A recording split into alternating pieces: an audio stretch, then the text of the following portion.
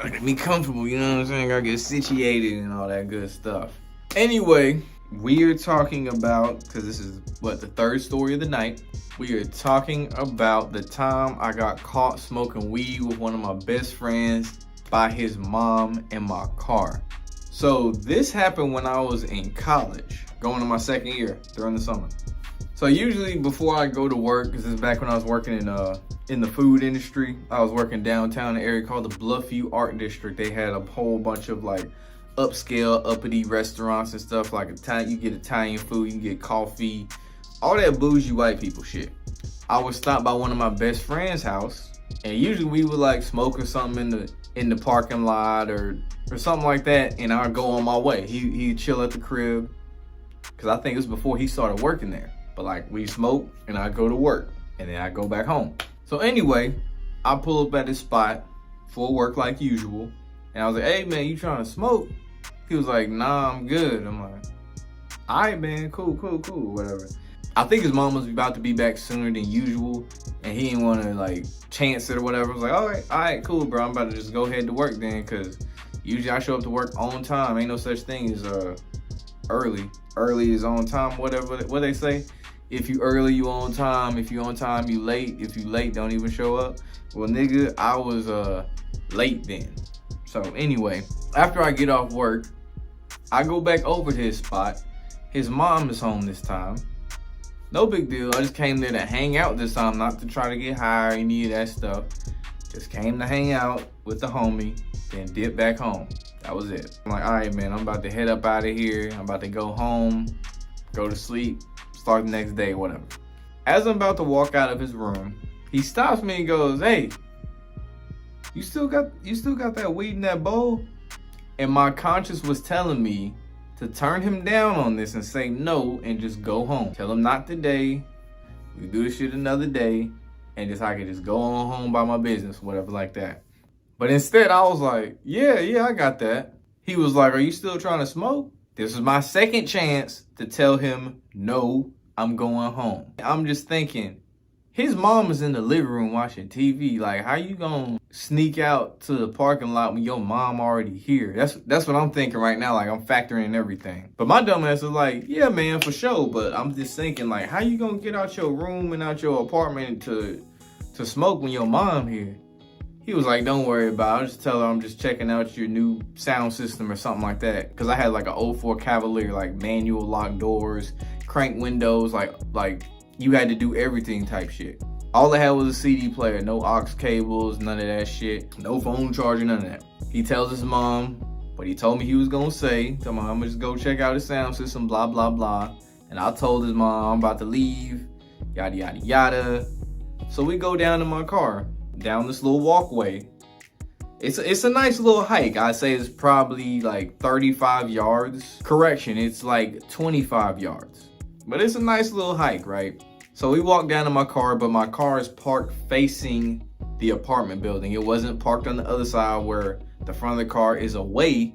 No, it is facing like the entrance to the main apartment building before you go up the stairs to each actual apartment. That's what I'm trying to say. So anyway, we get in the car, hot boxing like usual, just passing the bowl because I got a new bowl, new piece or whatever. Everything is seemingly going good.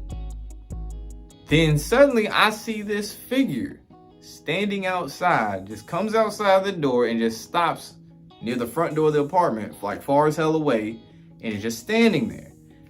From a distance, I thought this was some random white lady. I was thought it was like a neighbor or something, because his mom's light skinned. And I'm just like, yo, who's that white woman standing up there just kind of staring?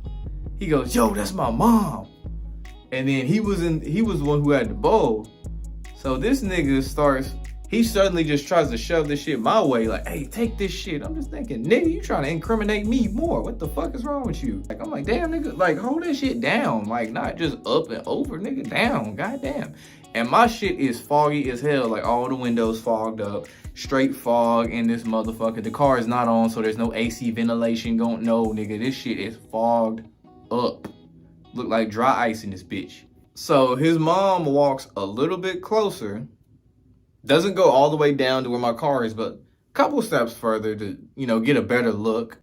This nigga gonna go near the goddamn a little car charger thing on the side and act like he's really like pushing random buttons and shit. Mind you, my car isn't even on. Like he really doing something. This nigga over here throwing up a thumbs up and shit, looking out the window like that's gonna change something and all this shit.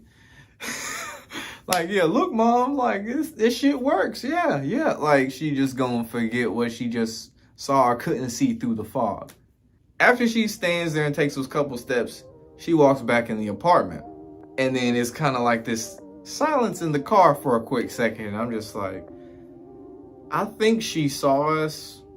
I'm not sure, but I'm pretty sure she did.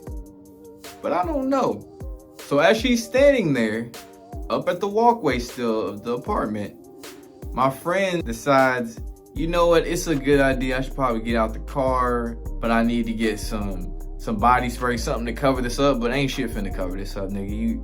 You've been hotboxing for like, what, 15? It wasn't even 20 minutes, probably 15 minutes max. As soon as he opens the door and she is still looking, nigga, you see just a cloud of smoke just billowing out of the car.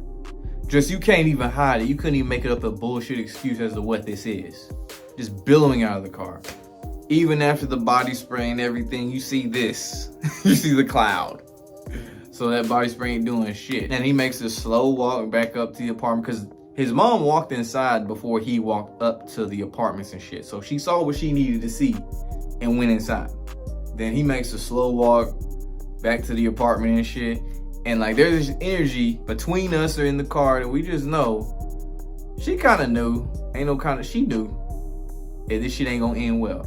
So I decide I'm just gonna dip out. I'm gonna go home. So I get back home, whatever, say what up to my dad and all that stuff, because my mom, I think, already went to bed.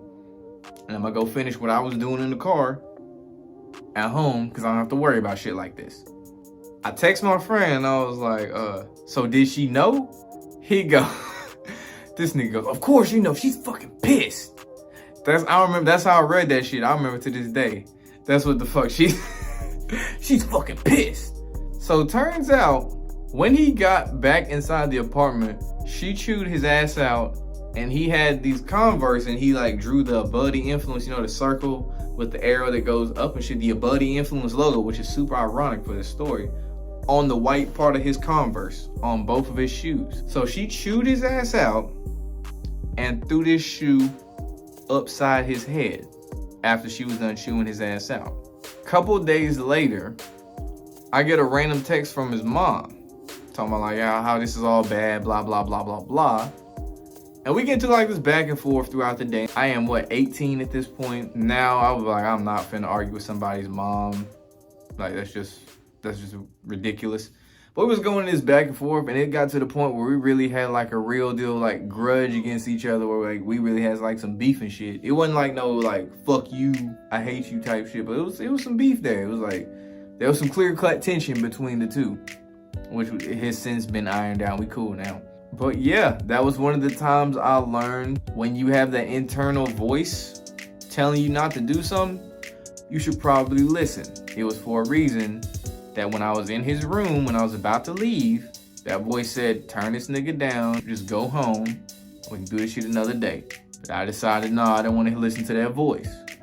So the moral of the story is, yeah, just pay attention to your gut or that voice in your head, assuming it ain't on some crazy shit.